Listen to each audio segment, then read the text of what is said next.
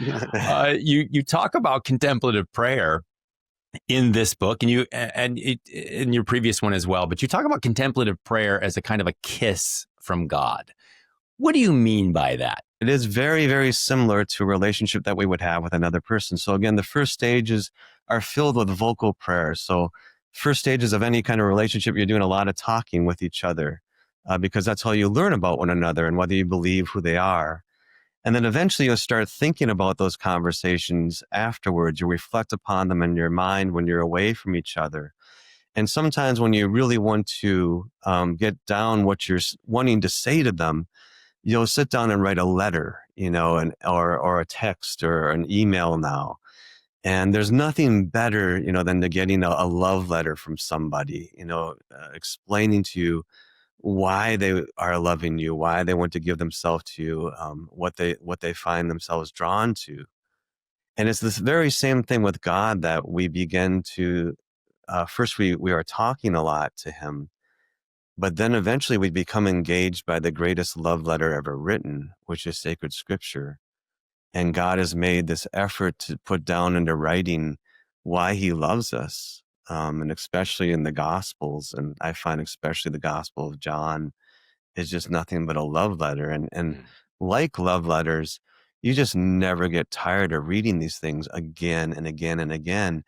And you get something out of them every single time.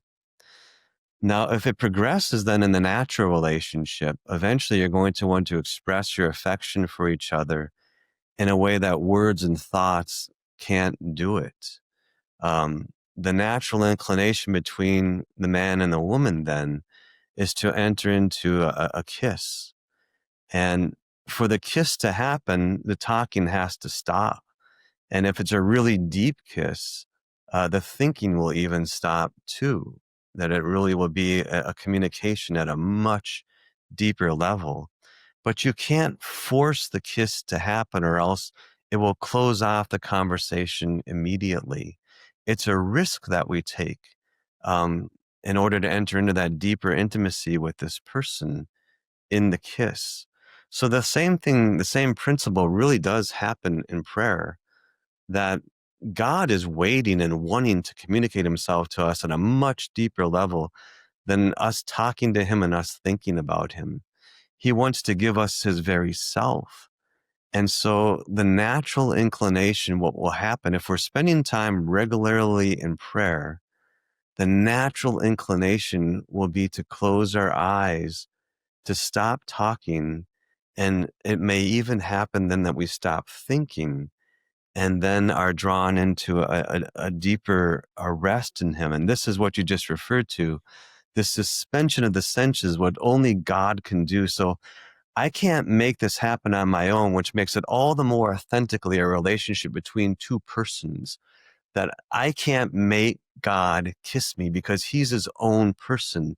And if he sees that kissing me right now would be me do more harm than good, he's not going to do it, because I might think that I made it happen on my own, and it might be just something of my own imagination. But when it is of God, both Saint Teresa of Avila and Saint John of the Cross talk about the suspension of the senses, which only, so Teresa's just like, I can't understand how the mind can stop. The more I try to stop thinking, I can't. But then she says, but then God comes in and occupies your mind in a way that only he can. And he will draw you gently inward in a way that you will stop talking.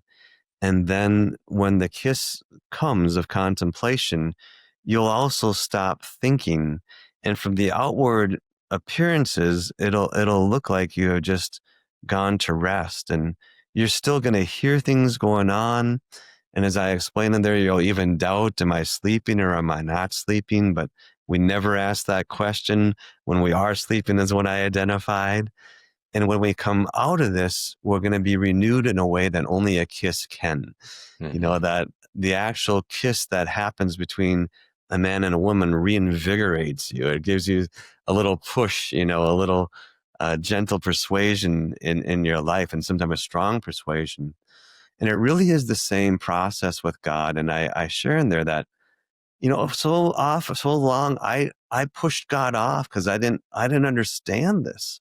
And God, I think, is just waiting and wanting for us to enter into this kiss, but we will not stop talking. We will not stop thinking because we think that's just a waste of time. But when this does come and when it's of the hand of God, so I give people this advice that Saint Teresa of Avila, she says to do that which helps you love best in prayer. So whether that's talking to him, meditating, praying a rosary, doing Lectio Divina, whatever it is, in that moment, do that. But then when the slightest inclination comes to put that down and close your eyes, I tell people, do that, because the kiss just might be coming.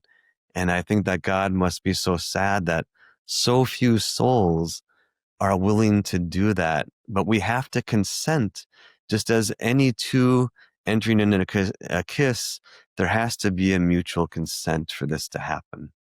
Yeah, and really what we're kind of driving here toward is that contemplative prayer is something that God does to us. We cannot make it happen. And that's where a lot of the confusion lies out there with some of the things that are taught in various places.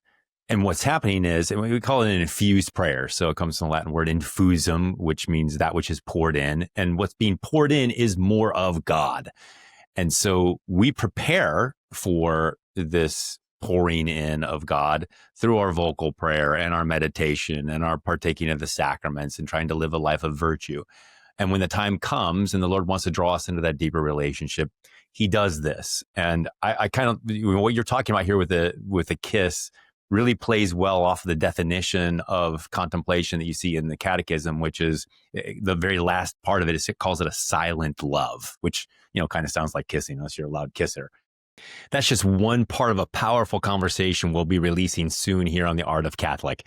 So if you haven't done so already, please hit subscribe and click the bell so you don't miss the full episode. It's one of the most beautiful discussions I've ever had. God bless you.